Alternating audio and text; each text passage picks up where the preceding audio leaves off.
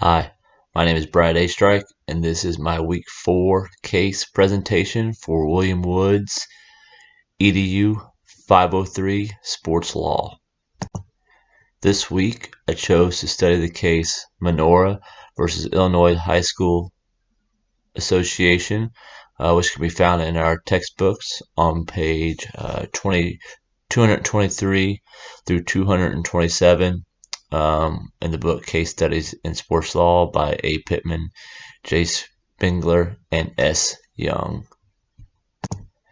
So, in this case, Menorah and two Jewish high schools in Chicago, Illinois, are suing the Illinois High School Association, in essence, for making them choose between their Jewish Orthodox Jewish religion or playing basketball.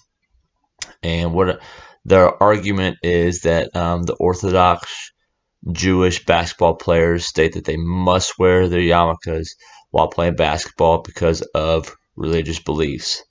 But the Illinois High School Association have a rule in place that forbids basketball players to wear hats or other headgear, with the sole exception of a headband no wider than 2 inches while playing.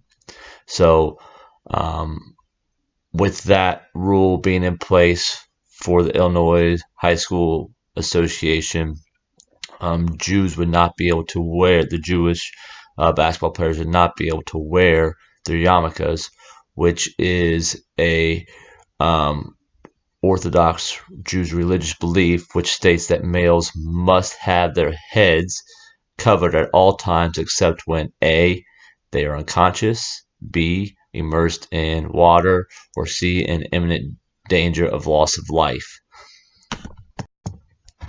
Menorah and the two Jewish high schools in Chicago also argue that the banning of headgear is only applied to the sport of basketball, and all other sports do not have to abide by this rule. And these two Jewish high schools in Chicago, Illinois, only provide basketball for these gentlemen to play. And so that's another reason behind this suit. The reasoning behind not allowing hats. So the Illinois High School Association's reasoning for not allowing hats or other headgear during basketball is because it could potentially fall off, causing a hazard on the playing court, which then could result in someone tripping or slipping on the headgear, causing injury.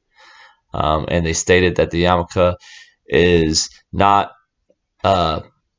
secured onto the head. It's held on by bobby pins, which is not a reliable way to hold the yarmulke onto the head, and it could also potentially fall off and cause these injuries. And so that's the Illinois High School Association's main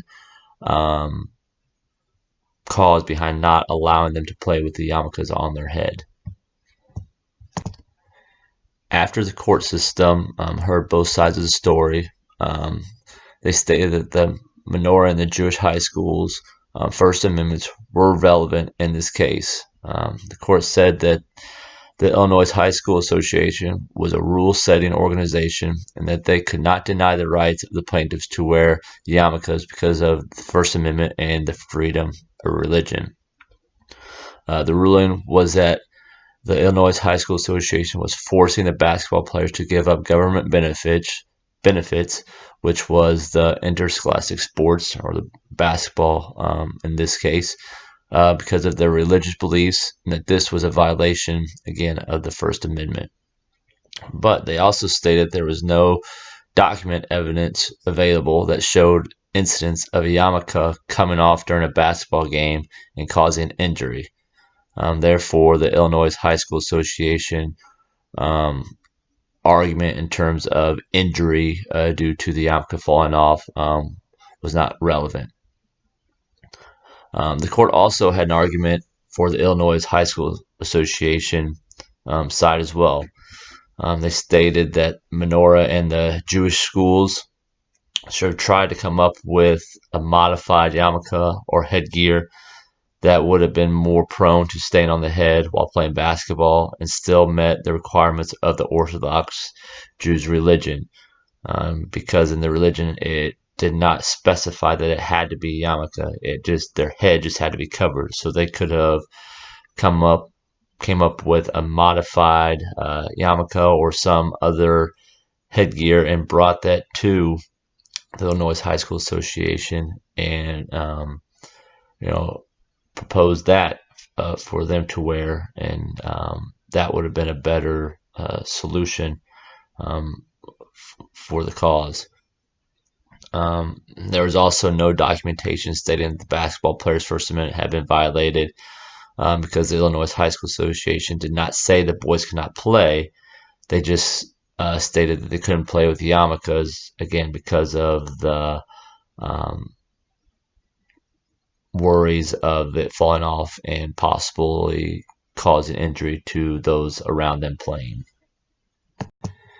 In the end of this case, the court really didn't rule on either side of the argument. Rather, they came together and told both sides that they needed to come up with a solution to this problem by working together and coming up with that modified headgear for the Jewish players so that they could still practice their religion and still play the game of basketball.